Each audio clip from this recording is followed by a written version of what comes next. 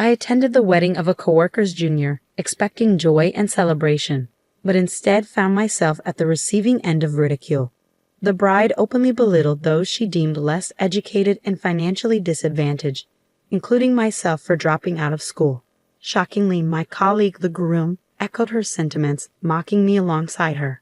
In that moment, I resolved to remove them from my life entirely, but rather than dwell on their ignorance, I chose to seek support elsewhere. Brace yourself, for I vow to demonstrate the folly of judging individuals solely by their educational background. I'm Gwen, 32 years old, hailing from an average family where both my parents worked hard to make ends meet. Unlike most of my peers who were focused on high school, I was on the hunt for employment. While my parents were college graduates, I was eager to dive into the workforce right away. Initially, they were puzzled by my decision, but eventually they rallied behind me, recognizing that it was my life to chart. My journey began as a factory laborer in my hometown before transitioning to the role of a site supervisor for a painting contractor. Now, for the past 7 years, I've been proud to be a part of a publicly traded major machinery manufacturer. As a service department manager, my days are often filled with visits to clients for machinery installation, repairs, and maintenance. Today is no different, as I gear up for another round of these tasks. As I merge onto the freeway in the company car, my work phone buzzes with a call from the office. Instantly, my heart sinks a notch. Not another one, I think to myself. Pulling over, I promptly return the call, only to be greeted by yet another client complaint. I'll head over right away, I assure them, despite the inconvenience it poses to my schedule. With an apologetic tone, I bow my head, though the person on the other end can't see my gesture.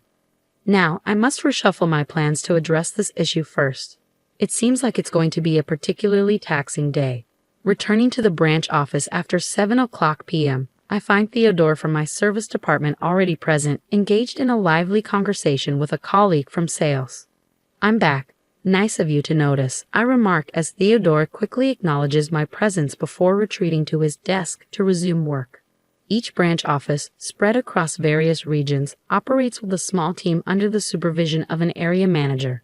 In this particular branch, it's just Theodore, who happens to be 2 years my junior, and myself in the service department. Hey Theodore, can I have a moment of your time? I inquire, sensing a hint of irritation in his response. What's up? He responds curtly. I received a complaint from one of your clients this morning. Normally, I would handle it myself, but we're both scheduled to visit them tomorrow to offer our apologies. Why was the issue left unresolved for 2 days? Both days were booked for me. The CEO over there is always micromanaging. Maybe they should reconsider how they treat their employees. Theodore retorts, sticking to his pattern of offering excuses and pointing fingers at the client. Feeling compelled to address the situation, I inform Theodore. I'll be reporting this to the area manager. I had to intervene to resolve a client's issue, and it needs to be documented. Unfazed by the consequences, Theodore scoffs. So you're snitching on me again just because you're envious of my education. You tend to exaggerate things in your reports. His lack of remorse is evident as he attempts to deflect blame onto me, insinuating that my college dropout status fuels my supposed jealousy. It's disheartening to witness this transformation in Theodore, who used to be a respectful, humble colleague. However, ever since learning about my academic background, his demeanor has shifted drastically. While I wouldn't mind if he simply fulfilled his job duties, the influx of complaints from his clients has become a persistent headache. The following day, we both make our way to the client to extend our apologies. Upon our arrival, we're met with a barrage of confrontational words from the president of the client company. While his aggression is typical in industrial settings, I'm accustomed to handling such situations. However, Theodore, lacking field experience, remains silent, seemingly unsure of how to respond. After diffusing the tension with the client and discussing plans for future improvements, Theodore finally offers a subdued apology. I expect him to be disheartened on our journey back, but to my surprise, he exhibits no signs of remorse. Instead, he poses a question that catches me off guard. Why are field workers so uncivilized? In a stark display of his unchanged attitude, Theodore resumes his critique of the client, showing no willingness to reflect on his own actions. That CEO practically flaunts his lack of education with the way he communicates. It was rather cringe-worthy to witness. Who managed to infuriate a client to that extent? Perhaps it's time for some self-reflection on your part, I express, hoping to provoke some introspection. But my words seem to fall upon deaf ears as Theodore brushes off my concerns, retorting, "You're just out of touch because you've spent too long in those environments." Even in the face of his dismissive attitude, I persist. Even so, if you're going to pursue a career in this field, you need to learn to navigate such situations. With a mocking laugh, Theodore responds, "What are you on about? I only took this job to acquire some mechanical knowledge. I have no intentions of sticking around." Typically, individuals like Theodore would spend 2 years in service before transitioning to sales. However, Theodore has surpassed this timeframe, clocking in 3 years in the service department. Given the abundance of complaints against him, it's unlikely anyone would consider promoting him to a sales position. Yet Theodore remains steadfast in his belief that the negative reports stem from my supposed jealousy. If that's truly his perspective, then it becomes even more imperative for him to excel in his service role and demonstrate genuine commitment to the clients. But how can one expect sincerity from someone whose attitude is consistently poor? It's a futile notion. Perhaps I could overlook his behavior if he possessed a similar level of professionalism as myself. However, in light of the circumstances, I find myself unable to engage with Theodore any further. During a business trip tasked with setting up machinery, I encountered unexpected glitches during the test run, necessitating an overnight stay to address the issues. The following day, with limited staff available at the branch, we relied on assistance from neighboring branches for crucial tasks like this. As I searched for a nearby place to dine near the hotel, I heard someone call out to me, "Hey, what's going on?" I turned to find Theodore, accompanied by a woman, approaching me. "Oh, hello, Theodore. Good evening," I greeted him warmly, extending my hand in greeting to the woman beside him, who accepted it without uttering a word. "This is my girlfriend, Selena. She's a local," Theodore proudly introduced her, his tone tinged with an air of superiority. Though I felt a sense of familiarity upon seeing her, I brushed it aside. Invited to join them for dinner, I accepted Theodore's offer. As we placed our orders, Theodore couldn't resist boasting. "In fact, we just got engaged. Selena graduated from the same college as me, and her family holds considerable wealth in the local area. She's definitely on the fast track to success." It became apparent that the reason for the dinner invitation was Theodore's desire to showcase his fiancée. However, Selena's demeanor left much to be desired. She barely acknowledged my presence, avoiding eye contact and offering only intermittent nods to Theodore. As dinner drew to a close, Theodore monopolized the conversation, leaving little room for others to contribute. When he excused himself to visit the restroom, I found myself alone with Selena. Breaking the silence, she spoke with a hint of chilliness in her voice. "I've heard quite a bit about you from Theodore." Her gaze bore into mine, suggesting that Theodore hadn't been singing my praises. "You seem to believe your managerial role is significant just because you've been with the company a bit longer. Could you please refrain from hindering Theodore's career?" Acknowledging her perspective, I replied calmly, "Certainly the role of manager is attainable through years of service and commendable performance. As our direct boss is also Theodore's area manager, I understand my position as a senior colleague." Recognizing the futility of further discussion, I chose to let the matter rest.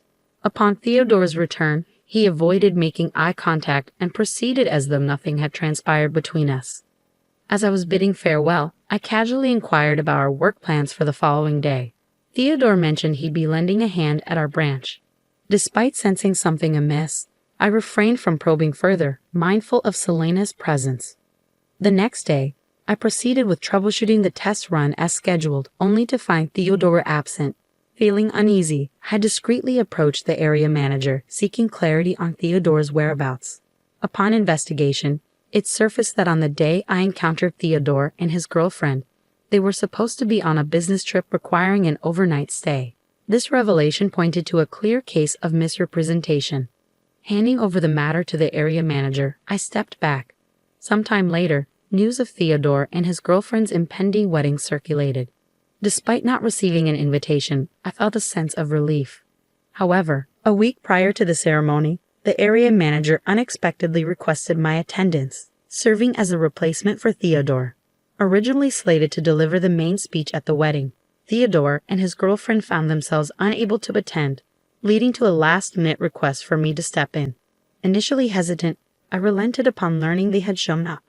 On the day of the wedding, I arrived early and unexpectedly encountered Theodore and his girlfriend on my way to the waiting room. Their surprise was evident as Theodore proceeded to make a condescending remark.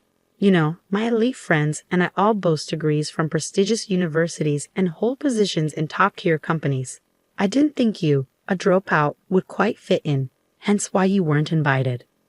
Unfazed, I calmly informed them. I've been asked to speak on behalf of the area manager, who will be arriving late. Once they're here, I'll step aside. Their expressions turned pale at this revelation. Seemingly threatened by the prospect of a dropout delivering a speech, Theodore attempted to assert dominance. Are you trying to embarrass me by having someone like you speak? If the area manager can't make it, there's no need for a speech. Leave now, he commanded. Cut ties with my husband, you uneducated pauper, his girlfriend interjected, the laughter that followed echoing through the corridor as they disappeared into the waiting room, leaving me stunned. A surge of unfamiliar emotion coursed through me, causing tremors to ripple through my entire body. If severing ties was what they desired, then so be it. I opted to keep a low profile, biding my time until it was my moment to speak. At last, the opportunity arrived. Summoning a deep breath, I approached the microphone, mindful of Theodore and his girlfriend's piercing glares, silently urging me to depart. Ignoring their silent demands, I began my speech. Congratulations on your wedding. But if you expected me to stick to the usual pleasantries, you're gravely mistaken. Theodore's performance in his role isn't exactly praiseworthy, but on this celebratory occasion, decorum demands that I offer only the highest commendations. With forced enthusiasm, I addressed the room. To our esteemed graduate, Theodore, I must say, your ability to amass customer complaints at work is truly remarkable. Your unwavering arrogance and refusal to accept responsibility, always quick to shift blame onto our clients, truly highlights your resilience. I must admit, I am consistently astounded. Before I can continue, a sudden interruption disrupts the atmosphere. Standing up beside a visibly flustered Theodore, his partner interjects, Stop it now. You were supposed to sever ties with Theodore. Cease this bullying. Despite the commotion, I press on with my speech, albeit with a touch of irony. Our distinguished graduate, Theodore, certainly knows how to leave an impression. He's been fabricating business trips to spend time with her and fraudulently claiming expenses for it. It's a blatant case of embezzlement, I assert, my tone firm and unwavering. Cut it out, you're fabricating all of this. Theodore's face flushes crimson with anger as he advances towards me. His partner joins in, her voice echoing through the chaos. What evidence do you have for these accusations? Are you out of your mind? As the room spirals into pandemonium, the MC nervously intervenes, urging me to cease. In that moment, just as I ponder whether this is the end of the ordeal, the door bursts open with a resounding bang. The sudden silence that follows is broken only by the entrance of the area manager and the president of the client company. The bride's complexion drains of color as she observes the president making a beeline for the bride and groom's table. So your claim of wanting to leave your job to marry me was all a fabrication, I state, the disappointment evident in my voice. As it turns out, she had been working as a hostess at the club. Her true identity dawns on me as I recall being informed at the club that she was the intended bride. Realizing this, I promptly contacted the area manager to summon the president after discerning her true identity beneath her glamorous facade. I provided you with financial assistance to help you quit your job and settle your debts, and yet you vanish only to plan a marriage with someone else. I continue, addressing her directly in the presence of the composed president. Caught off guard, she is unable to conjure up any excuses in the face of the president's calm demeanor. Even Theodore was unaware of her employment at the hostess club. He strides back to her, his demeanor a mixture of shock and anger. What's happening here? He demands. In response, she fires back with venom. You parade around like you're some elite, but you're nothing but a low-life criminal, worse than even a dropout. That dropout's just envious of me. It's all lies. As the tension escalates, the area manager calmly positions themselves between the two, maintaining a composed stance. We have concrete evidence of your actions, and we will be reporting them to headquarters. You will be suspended pending further investigation and decision. The area manager announces quietly but firmly. Theodore stands frozen, his complexion drained of color as he comprehends the severity of the situation. The president, addressing her directly, declares, "We will be communicating through legal representatives moving forward." The woman, once defiant, crumbles under the weight of her actions, tears streaming down her cheeks. Recognizing the need to diffuse the tension, the MC sensibly halts the ceremony, instructing the guests to depart. I depart the scene alongside the area manager and the president, the atmosphere heavy with unresolved tension and uncertainty. It's been rumored that Theodore and his partner intended to acquire their marriage certificate post-ceremony, but those plans have been scrapped. Now, both families are embroiled in a bitter dispute, each pointing fingers at the other and squabbling over the wedding expenses. Theodore finds himself dismissed from his position due to misconduct, with efforts underway to ascertain the precise extent of his embezzlement for restitution purposes. However, it's worth noting that the area manager has also faced consequences, receiving a pay cut for perceived shortcomings in supervising their subordinates. Theodore strategically scheduled his business trips to align with crucial machine installations, a plan approved by the area manager. Meanwhile, the woman finds herself entangled in fraud charges stemming from her fraudulent marriage, a legal battle likely to consume her attention for the foreseeable future. Naturally, I've severed all ties with Theodore and have had no contact with him since that tumultuous day. As for myself, I'm resolved to carry on living my life with dignity and resilience, holding my head high amidst the chaos.